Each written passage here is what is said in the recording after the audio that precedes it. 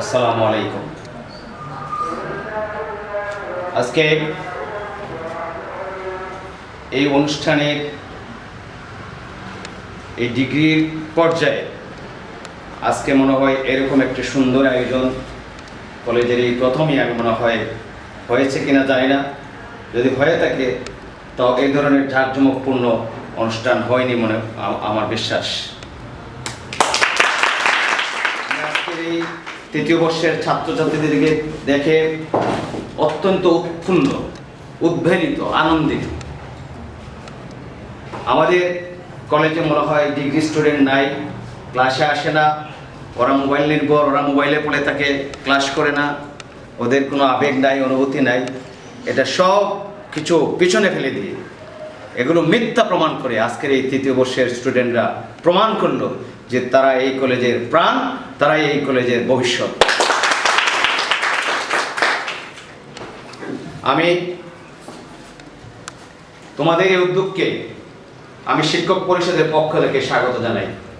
আমরা সবাই তোমাদের এই আয়োজনকে, যদিও অনেকে আসতে পারেন নাই, অনেক অন্যান্য কাজে ব্যস্ত আছেন, সবার পক্ষ থেকে আমি তোমাদেরকে ধন্যবাদ জানাই এই ধরনের একটি সুন্দর আয়োজন করার জন্য।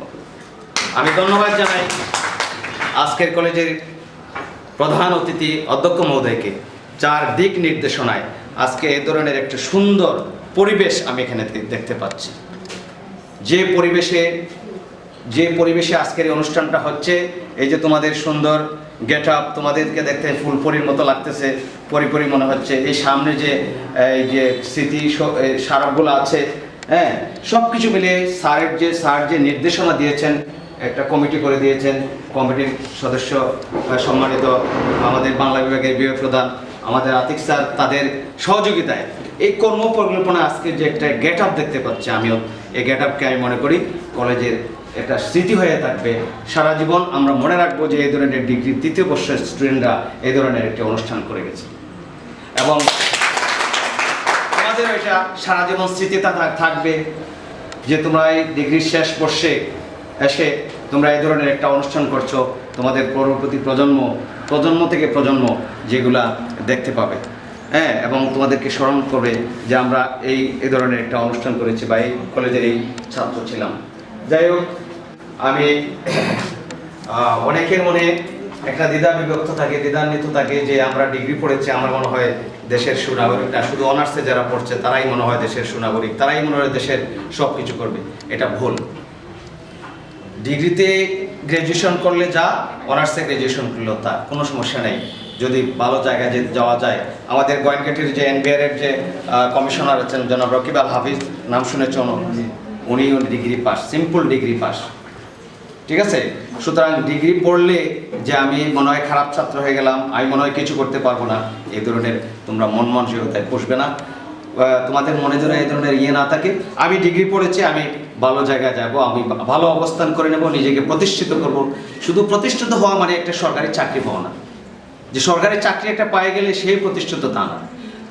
যে কাজ নেবে সেই কাজের মধ্যে তোমার সফলতা আসবে, সফলতা নিয়ে আসবে কঠোর পরিশ্রমের মাধ্যমে, সেই জায়গায় তুমি প্রতিষ্ঠিত হবে, সেটা যে কাজে হোক।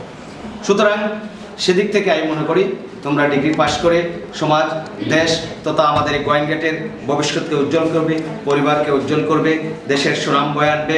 যে কর্মস্থানে থাকো সেই কর্মস্থানে সততার সাথে, নিষ্ঠার সাথে, আন্তরিকতার সাথে সেই কাজগুলো করবে, দেখবে ইনশাল্লাহ তোমাদের ভবিষ্যৎ সুন্দর হবে, তোমরাই হবে দেশের ভবিষ্যতের সুনাগরিক।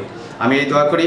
আমি শিক্ষক পরিষদের পক্ষ থেকে, আমি সকল শিক্ষকদের পক্ষ থেকে তোমাদের আন্তরিকভাবে ধন্যবাদ জানাই, মুবারকবাদ জানাই, এবং বিশেষ করে আমাকে এখানে দাওয়াত দিয়ে দুটি কথা বলার সুযোগ করে দেওয়ার জন্য তোমাদেরকে অশেষ ধন্যবাদ জানিয়ে তোমাদের সকলের দীর্ঘায়ু, সুস্বাস্থ্য এবং সার্বিক মঙ্গল কামনা করে আমি আমার বক্তব্য এখানে শেষ করছি। আল্লাহ হাফেজ।